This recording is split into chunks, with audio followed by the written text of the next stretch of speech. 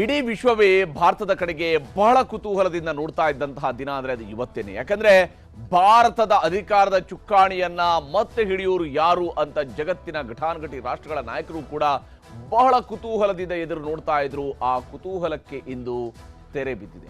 ಕಾಂಗ್ರೆಸ್ ಆಗಲಿ ಬಿಜೆಪಿ ಆಗಲಿ ಯಾವುದೇ ಪಕ್ಷ ಕೂಡ ಮ್ಯಾಜಿಕ್ ನಂಬರ್ ಅನ್ನ ತಲುಪೋದಿಕ್ಕೆ ವೈಯಕ್ತಿಕವಾಗಿ ಆದರೆ ಒಂದು ಪಕ್ಷವಾಗಿ ತಲುಪೋದಿಕ್ಕೆ ಸಾಧ್ಯ ಆಗಲಿಲ್ಲ. ಹೀಗಾಗಿ ಕೇಂದ್ರದಲ್ಲಿ ಸರ್ಕಾರ ರಚನೆ ಮಾಡುವಂಥದ್ದು ಸಮ್ಮಿಶ್ರ ಸ್ವರೂಪದಲ್ಲಿ ಇರುತ್ತೆ ಅನ್ನುವಂಥದ್ದು ಸ್ಪಷ್ಟವಾಗಿದೆ. ಅದರ ಬಗ್ಗೆ ಒಂದು ವರದಿಯನ್ನು ನಿಮಗೆ ತೋರಿಸ್ತೀನಿ.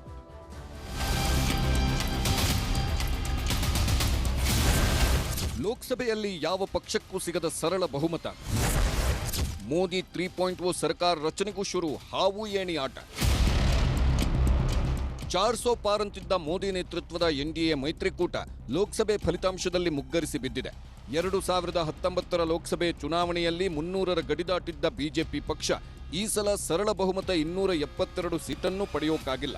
ಈಗ ನರೇಂದ್ರ ಮೋದಿ ಅವರ ಹ್ಯಾಟ್ರಿಕ್ ಪ್ರಧಾನಮಂತ್ರಿ ಕನಸಿಗೂ ಅಡ್ಡಿ ಆತಂಕಗಳು ಎದುರಾಗಿವೆ. ಮೋದಿ 3.0 ಸರ್ಕಾರ ರಚನೆಗೂ ಹಾವು ಏಣಿಯಾಟ ಶುರುವಾಗಿದೆ. ದೇಶದಲ್ಲಿ 2019ರಲ್ಲಿ ಬಿಜೆಪಿ 303 ಸೀಟುಗಳನ್ನು ಗೆದ್ದು ಸ್ಪಷ್ಟ ಬಹುಮತ ಪಡೆದಿದ್ದ ಬಿಜೆಪಿ ಸರಳ ಬಹುಮತವನ್ನು ಪಡೆದಿಲ್ಲ. ಆ ಮಟ್ಟಿಗೆ ಬಿಜೆಪಿ ಸಂಸದರು ಸೋಲು ಕಂಡಿದ್ದಾರೆ. ಬರೀ ಬಿಜೆಪಿಯಷ್ಟೇ ಅಲ್ಲ, ಬಿಜೆಪಿ ನೇತೃತ್ವದ ಎನ್ಡಿಎ ಮಿತ್ರ ಪಕ್ಷಗಳಿಗೂ ಹೀನಾಯ ಸೋಲಾಗಿದೆ. ಅಚ್ಚರಿ ಅನ್ನೋ ಹಾಗೆ 2019ರಲ್ಲಿ ನೆಲಕಚ್ಚಿದ್ದ ಕಾಂಗ್ರೆಸ್ ಪಕ್ಷ ಈ ಸಲ ಅಡ್ರೆಸ್ಗೆ ಇಲ್ಲದಂತೆ ಹೋಗುತ್ತೆ ಅಂತಿದ್ರು ಬಿಜೆಪಿ ನಾಯಕರು. ಆದರೆ ಈ ಲೋಕಸಭೆ ಚುನಾವಣೆಯಲ್ಲಿ ಕಾಂಗ್ರೆಸ್ ಪಕ್ಷ ಅಭೂತಪೂರ್ವ ಮೇಲುಗೈ ಸಾಧಿಸಿದೆ.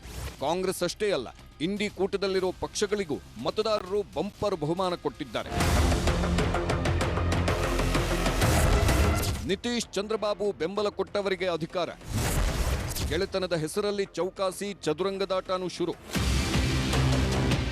ಲೋಕಸಭೆ ಚುನಾವಣೆಗೂ ಮುನ್ನ ಮೋದಿ ನೇತೃತ್ವದ ಎನ್ಡಿಎ ಮೈತ್ರಿಕೂಟಕ್ಕೆ ಚಂದ್ರಬಾಬು ನಾಯ್ಡು ಸೇರ್ಕೊಂಡ್ರು. ಬಿಜೆಪಿ ಜೊತೆಗೆ ಇರ್ತೀನಿ ಅಂತ ಚಂದ್ರಬಾಬು ನಾಯ್ಡು ಶಪಥಾನು ಮಾಡಿದ್ರು. ನಾಯ್ಡು ಜೊತೆಗೆ ಜನಸೇನಾ ಪಕ್ಷದ ಪವನ್ ಕಲ್ಯಾಣ್ ಕೂಡ ಮೋದಿ ಗೆಳೆತನ ಮಾಡಿಕೊಂಡ್ರು. ಇನ್ನೊಂದು ಕಡೆ ಬಿಹಾರದಲ್ಲಿ ಮೊನ್ನೆ ಕಾಂಗ್ರೆಸ್ಗೆ ಕೈಕೊಟ್ಟು ಇಂಡಿ ಕೂಟ ಬಿಟ್ಟ ನಿತೀಶ್ ಕುಮಾರ್ ಪ್ರಧಾನಿ ಮೋದಿಗೆ ಜೈಕಾರ ಹಾಕಿ ಎನ್ಡಿಎ ಕೂಟ ಸೇರಿದ್ರು. ಈಗ ನಿತೀಶ್ ಕುಮಾರ್ ಮತ್ತು ಚಂದ್ರಬಾಬು ನಾಯ್ಡುಗೆ ಕಾಂಗ್ರೆಸ್ ನಾಯಕರು ಗಾಳ ಹಾಕಿದ್ದಾರೆ. ಬಿಹಾರ ಮುಖ್ಯಮಂತ್ರಿ ನಿತೀಶ್ ಕುಮಾರ್ ಚಂದ್ರಬಾಬು ನಾಯ್ಡುಗೆ ಎನ್ಸಿಪಿ ನಾಯಕ ಶರದ್ ಪವಾರ್ ಗಾಳ ಹಾಕಿದ್ದಾರೆ. ಇಂಡಿ ಕೂಟ ಸೇರಲು ನಿತೀಶ್ ಕುಮಾರ್ ನಾಯ್ಡುಗೆ ಶರದ್ ಪವಾರ್ ಖುದ್ದು ಆಹ್ವಾನ ಕೊಡುತ್ತಿದ್ದಾರೆ. ಹಳೆ ಗೆಳೆತನಕ್ಕೆ ಬೆಲೆ ಕೊಟ್ಟು ಬನ್ನಿ ಅಂತ ಶರದ್ ಪವಾರ್ ಗೆಳೆತನ ಅನ್ನೋ ಅಸ್ತ್ರ ಪ್ರಯೋಗಿಸಿದ್ದಾರೆ. ಜೊತೆಗೆ ಇಂಡಿ ಕೂಟ ಸರ್ಕಾರ ರಚನೆಗೆ ಸಹಾಯ ಮಾಡಿದ್ರೆ ಉನ್ನತ ಸ್ಥಾನದ ಆಫರ್ ಕೊಟ್ಟಿದೆ ಇಂಡಿ ಕೂಟ. ಬಿಜೆಪಿಯವರು ಸುಮ್ಮನಾಗಿಲ್ಲ. ಬಿಜೆಪಿಯಿಂದಲೂ ನಿತೀಶ್ ಚಂದ್ರಬಾಬು ನಾಯ್ಡುಗೆ ಫೋನ್ ಕಾಲ್ಗಳು ಹೋಗ್ತಿದೆ. ನೀವು ಕಷ್ಟದಲ್ಲಿದ್ದಾಗ ನಿಮ್ಮ ಬೆನ್ನಿಗೆ ನಿಂತ ಬಿಜೆಪಿಯ ಗೆಳೆತನಕ್ಕೆ ಬೆಲೆ ಕೊಡಿ, ಗೆಳೆತನ ಬಿಟ್ಟು ಹೋಗಬೇಡಿ. ಮೋದಿ 3.0 ಸರ್ಕಾರದ ಭಾಗಿದಾರರಾಗಲು ನಮ್ಮ ಜೊತೆ ಕೈಜೋಡಿಸಿ ಅಂತ ಬಿಜೆಪಿ ಆಹ್ವಾನಿಸಿದೆ. ಗೆಳೆತನದ ಹೆಸರಲ್ಲಿ ಜೆಡಿಯು ಟಿಡಿಪಿ ಜೊತೆ ಎನ್ಡಿಎ ಇಂಡಿ ಕೂಟ ಚೌಕಾಸಿ ಶುರು ಮಾಡುತ್ತಿವೆ. ಈಗ ಯಾರಿಗೆ ಬೆಂಬಲಿಸೋದು ಅಂತ ನಿತೀಶ್ ಮತ್ತು ಚಂದ್ರಬಾಬು ನಾಯ್ಡು ರಹಸ್ಯವಾಗೇ ಫೋನ್ನಲ್ಲೇ ಚರ್ಚೆ ಮಾಡಿದ್ದಾರೆ. ಜೊತೆಗೆ 48 ಗಂಟೆಯಲ್ಲಿ ನಿರ್ಧಾರ ಹೇಳ್ತೀವಿ ಅಂತ ನಿತೀಶ್ ಮತ್ತು ನಾಯ್ಡು ಆಟ ಶುರು ಮಾಡಿದ್ದಾರೆ. ಪ್ರಮುಖವಾಗಿ ಎನ್ಡಿಎ ಸಂಚಾಲಕ ಹುದ್ದೆ, ಲೋಕಸಭೆ ಸ್ಪೀಕರ್ ಹುದ್ದೆ, ಪ್ರಭಾವಿ ಖಾತೆಗಳನ್ನು ಕೊಡೋದಾಗಿ ನಾಯ್ಡುಗೆ ಆಫರ್ ಹೋಗಿದೆ. ಪ್ರಭಾವಿ ಖಾತೆಗಳ ಜೊತೆ ಉಪಪ್ರಧಾನಿ ಪಟ್ಟಕ್ಕೆ ನಿತೀಶ್ ಕುಮಾರ್ ಡಿಮಾಂಡ್ ಮಾಡಿದ್ದಾರೆ ಅಂತ ಗೊತ್ತಾಗಿದೆ. ಜೊತೆಗೆ ಇಬ್ಬರು ನಾಯಕರು ಆಂಧ್ರ ಬಿಹಾರಕ್ಕೆ ವಿಶೇಷ ಆರ್ಥಿಕ ಪ್ಯಾಕೇಜ್ ಘೋಷಣೆ ಮಾಡಬೇಕಂತಾನು ಬೇಡಿಕೆ ಪಟ್ಟಿ ರೆಡಿ ಮಾಡಿದ್ದು, ಬೇಡಿಕೆ ಈಡೇರಿಸಿದವರ ಜೊತೆ ಹೋಗಲು ತಯಾರಿ ಮಾಡಿಕೊಳ್ಳುತ್ತಿದ್ದಾರೆ. ಬಿಜೆಪಿ ಗೆದ್ದಿದ್ದಲ್ಲಿ ಬಿದ್ದಿದ್ದು ಎಲ್ಲೆಲ್ಲಿ? ಬಿಜೆಪಿ ಪಕ್ಷ ಹಿಂದಿ ರಾಜ್ಯಗಳಲ್ಲಿ ಗೆದ್ದು ಬೀಗ್ತೀವಿ ಅನ್ನೋ ವಿಶ್ವಾಸವೇ ಮುಳುವಾಯಿತು. ಪ್ರಮುಖವಾಗಿ 5 ರಾಜ್ಯಗಳಲ್ಲಿ ಬಿಜೆಪಿ ನಿರೀಕ್ಷೆಗಳು ಹುಸಿಯಾಗಿದೆ. ಉತ್ತರ ಪ್ರದೇಶದಲ್ಲಿ ಬಿಜೆಪಿಯ ಎಲ್ಲಾ ನಿರೀಕ್ಷೆಗಳು ತಲೆಕೆಳಗಾಗಿ ಹೋಗಿದೆ. 2019ರಲ್ಲಿ 62 ಸ್ಥಾನದಲ್ಲಿದ್ದ ಬಿಜೆಪಿ ಇವತ್ತು ಉತ್ತರ ಪ್ರದೇಶದಲ್ಲಿ 36 ಸ್ಥಾನಕ್ಕೆ ಕುಸಿದಿದೆ. ಸಮಾಜವಾದಿ ಪಕ್ಷ 2019ರಲ್ಲಿ 5 ಸ್ಥಾನದಲ್ಲಿತ್ತು. ಈಗ 34 ಸ್ಥಾನಕ್ಕೆ ಹೋಗಿದೆ ಅಖಿಲೇಶ್ ಪಕ್ಷ. ಇನ್ನೂ 1 ಕ್ಷೇತ್ರದಲ್ಲಿದ್ದ ಕಾಂಗ್ರೆಸ್ ಈಗ 6 ಕಡೆ ಗೆಲುವು ಸಾಧಿಸಿದೆ.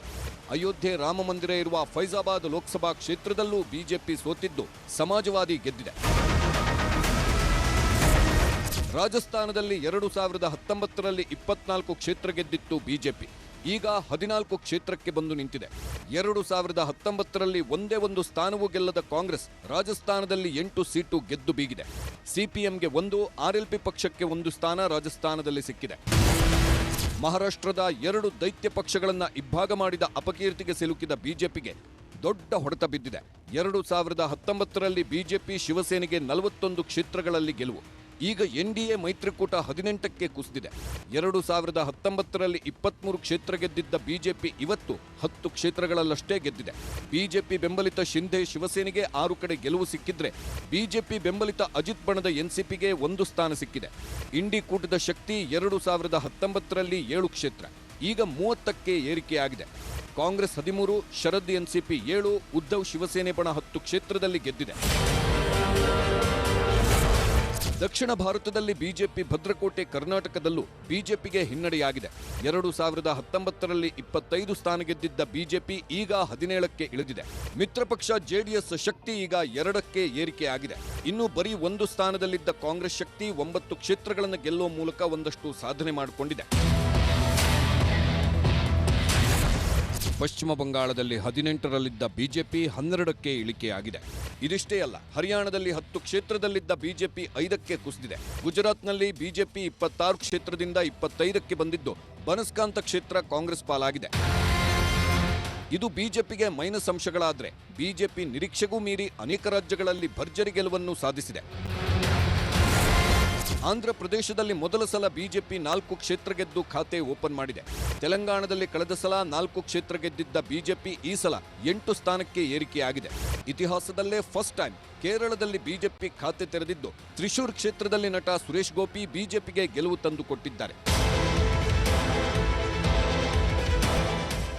ಬಹುತೇಕ ಚುನಾವಣಾ ಫಲಿತಾಂಶ ಹೊರಬಂದಿದ್ದು ಬಿಜೆಪಿ ನೇತೃತ್ವದ ಎನ್ಡಿಎ ಸರ್ಕಾರ ರಚನೆಗೆ ಬೇಕಾದ ನಂಬರ್ಗಳಿವೆ. ಆದರೆ ನಿತೀಶ್ ಕುಮಾರ್, ಚಂದ್ರಬಾಬು ನಾಯ್ಡು ಪಕ್ಷಗಳು ಬಿಜೆಪಿ ಮೈತ್ರಿಕೂಟ ಬಿಟ್ಟು ಇಂಡಿ ಕೂಟ ಸೇರಿದ್ರೆ ಬಿಜೆಪಿಯ ಹ್ಯಾಟ್ರಿಕ್ ಆಡಳಿತದ ಕನಸಿಗೆ ಕೊಳ್ಳಿ ಬಿದ್ದಂತೆ. ಈಗ ನಿತೀಶ್ ನಾಯ್ಡು ನಿರ್ಧಾರ ಏನು ಅನ್ನೋದೇ ಯಕ್ಷ ಪ್ರಶ್ನೆ.